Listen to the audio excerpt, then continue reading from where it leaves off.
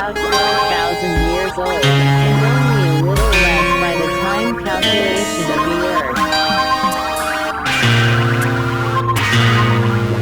Here I must tell you that on the planet Mars the duration of existence of beings is in general almost the same as that of the three-centered beings of all the other planets of our megalocosmos, excepting of course those beings who are directly from the first tetrarchocosmos, the duration of whose existence may be 3 times longer.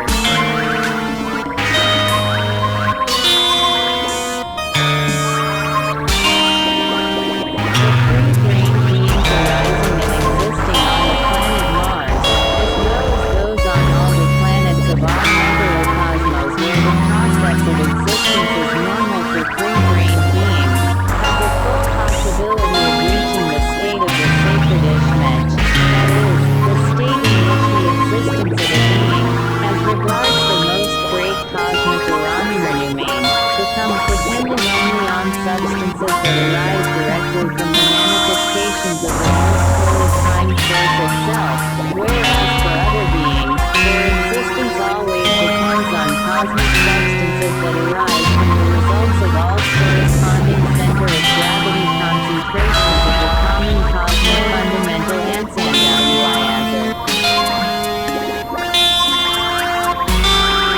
And when they reach this state of the sacred ishmet and the reason of their highest part is already perfected up to the required gradation of the sacred scale of objective reason, the process of the sacred rastrano takes place only by their own wish, and furthermore, their highest being body is taken directly to the holy planet Purgatory. And so, my boys, when I returned to the planet Mars from the planet Earth and was hurriedly winding up my affairs there, I was informed of the chief NEF tech of the planet wished to see me personally. This request of the Honorable Chief NEF tech was transmitted to me by Arahun by means of what is called their teleology, or, as they say on the planet Earth, single quote. The text of this teleology is as follows.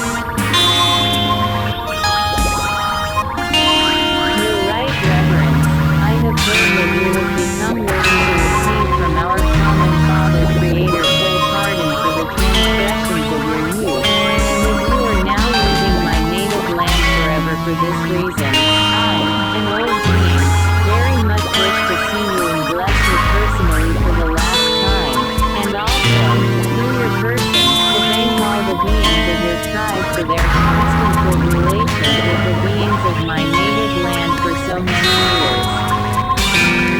At the end of this teleology is the postscript. I would come myself to your house but, as you know, the size of my planetary body does not permit this, and hence I must beg you not to refuse to come to mine, single quote. In Martian speech, my boy,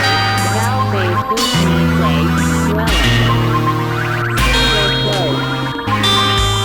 I must mention here that the three brain beings of the planet Mars knew our genuine nature from the very beginning, and also the true reason why we were compelled to dwell on their planet. In this they were unlike the three brain beings of the Earth, who never knew anything and never even suspected who we were and why we existed there. And so, my boy, when I received this invitation from the Honorable Chief Neptech, I of course decided to go to him without delay. When I arrived there, after all the prescribed ceremonies and exchange of courtesies, this, in the full sense of the word, great Chief NEF Tech turned to me, as we were talking, with a request. And this request was the cause of the crystallization in me of the data that led to my unshakable conviction that the results ensuing from the abnormal existence of the three brain beings on your planet had already begun to act on the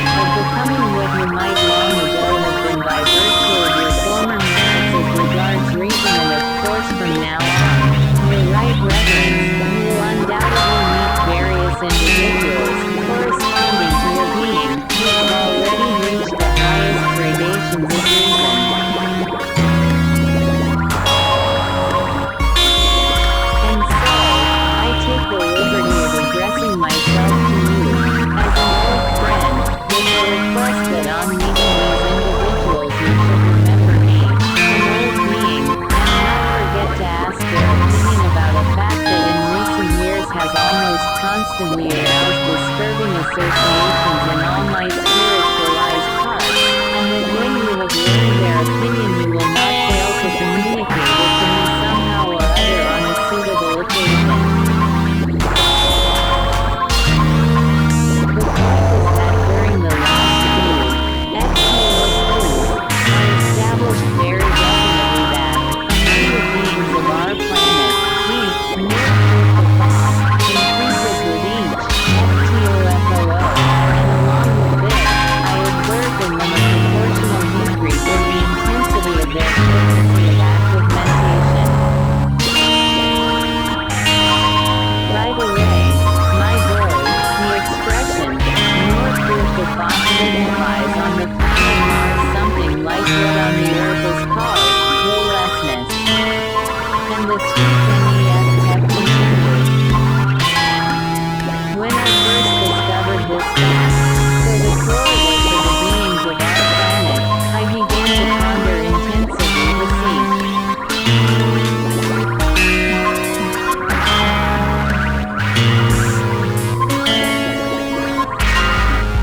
Its cause, in order to be able to give corresponding indications to those beings who have entrusted themselves to me in their struggle to uproot this lamentable factor recently arisen in their common presence, but in spite of meditating very often and long on this question that constantly agitates me, until now I have not been able to elucidate for myself, even approximately, where the trouble lies and what measures must be taken to destroy this evil. Thus ended the request of the Honorable Tuzen for the planet Mars, and of course, my boy, I then promised my old friend to inquire about all this at my first meeting with a corresponding individual and to communicate the recital without fail. Several Martian days after this interview, we left that hospitable planet forever and ascended to the planet Saturn.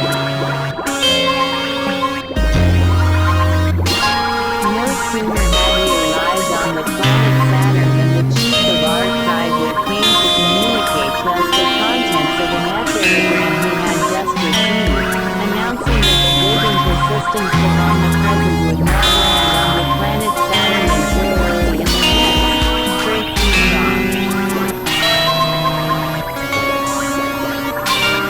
Precron, on the planet Saturn, means a period of time determined by a certain position occupied by this planet in relation, on the one hand, to the sun of its system, and on the other, to another planet of this system called Neptune.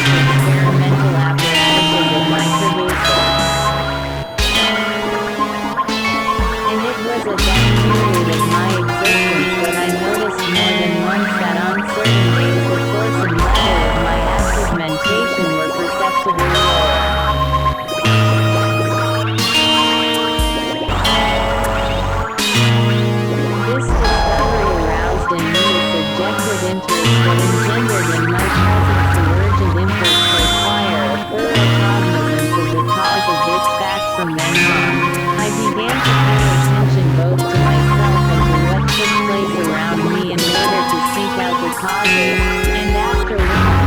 3, I became completely convinced that this undesirable state occurred in each time our large, life-chopping, or dynamo was in operation.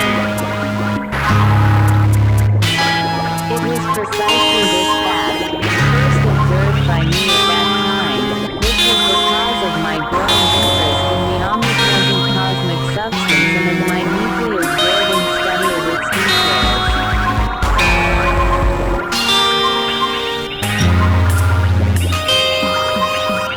My experiments, from the very beginning, brought me an incalculable number of proofs of all kinds, both for myself and for others, that the omnipresent substance Okadano was a part of the common presence of the atmosphere of our planet, and evidently of the presence of the atmosphere of other planets as well, and that it takes part in the arising of all planetary and subplanetary formations, including a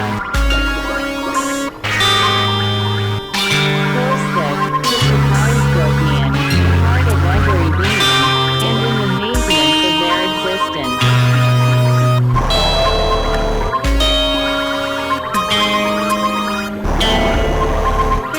In the course of my further experimental elucidations, I also became entirely certain that although our solar system, like all the other solar systems in the great universe, has its own value-iazard, and that each planet, with its atmosphere, is a specific place of concentration of one or another class of cosmic substances of the given common system value-iazard, the cosmic substance Okadano was nonetheless an indispensable and even predominant part of the presence of each planet.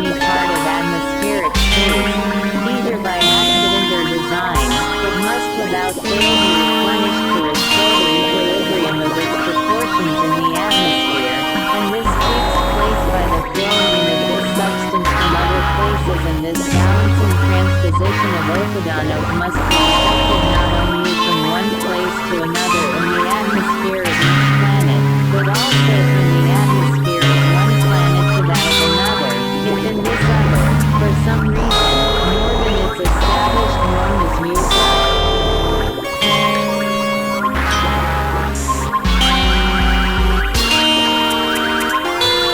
Finally, I very definitely made clear to my reason from every aspect, and through